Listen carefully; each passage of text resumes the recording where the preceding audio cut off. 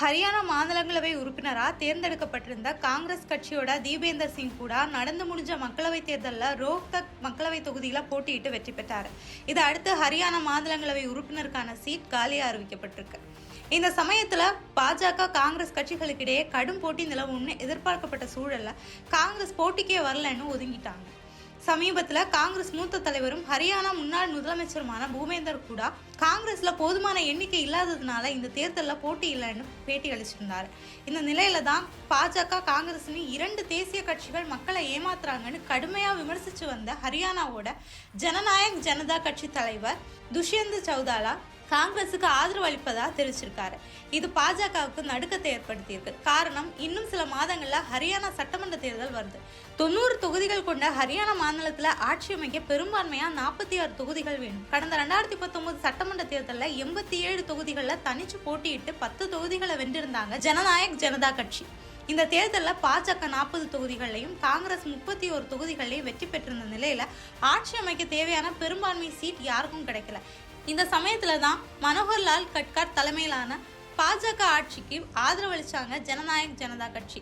இதற்கு பிரதிபலனா துஷ்யந்த் சௌதாலாவுக்கு ஹரியானாவோட துணை முதலமைச்சர் பொறுப்பு கொடுத்துச்சு பாஜக. இந்த நிலையில 2024 மக்களவை தேர்தலில் தொகுதி பங்கீடு விவகாரத்துல கூட்டணிக்குள்ள புகைச்சல் ஏற்பட்டுச்சு. அது மட்டும் இல்லாம கர்னல் தொகுதி வேட்பாளரா மனோகர்லால் கட்கார் அறிவிக்கப்பட்டதை அடுத்து கடந்த மார்ச் 13ஆம் தேதி அவர் தன்னோட முதலமைச்சர் பதவியையும் ராஜினாமா செஞ்சார். இதை அடுத்து பாஜகவுக்கு கொடுத்து வந்த ஆதரவை விளக்குனாங்க ஜனநாயக் ஜனதா கட்சி. இதை அடுத்து நடந்து முடிஞ்ச மக்களவை தேர்தலில் தனிச்சு போட்டியிட்ட இந்த கட்சி எந்த தொகுதியிலையுமே ஜெயிக்கல.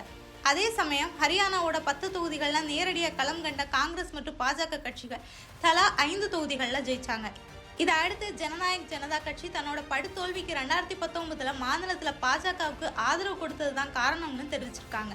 விவசாயிகள் போராட்ட சமயத்திலையும் பாஜக கூட கூட்டணியில இருந்ததுனால மாநிலத்தில் தங்கள் கட்சி மேல மக்களுக்கு அதிருப்தி எழுந்ததாகவும் துஷ்யந்தா தரப்புல பார்க்கப்படுது.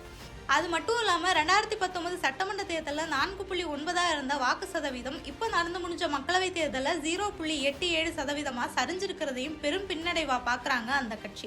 இந்த நிலையில தான் பாஜக மேலே இருக்க அதிருப்தியில ராஜ்யசபா உறுப்பினர் தேர்வுக்கு காங்கிரஸுக்கு ஆதரவு அளிப்பதா சொல்லியிருக்காங்க. 3 மாதங்களுக்கு முன்னாடி வரைக்கும் தங்களோட கூட்டணியில இருந்த ஒரு மாநில கட்சி இப்போ அப்படியே எதிராக காங்கிரஸ் பக்கம் தாவி இருக்கதும் மக்களவையில் பாஜகவுக்கு அறுதி பெரும்பான்மை இல்லாத நிலைமையில மாநிலங்களவை உறுப்பினர் தேர்தலில் காங்கிரஸுக்கு ஆதரவுன்னு சொல்லி இருக்கதும் பாஜகவுக்கு அச்சத்தை ஏற்படுத்தி வருது.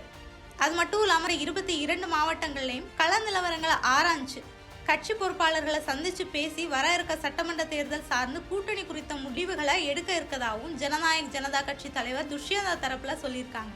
ஒருவேளை ஜனநாயக் ஜனதா கட்சி வர இருக்க சட்டமன்ற தேர்தலில் காங்கிரஸோட கூட்டணி அமைச்சா போட்டி இன்னும் டஃபா இருக்கும்னு ஹரியானா அரசியல் வட்டாரத்தில் எதிர்பார்க்கப்படுது.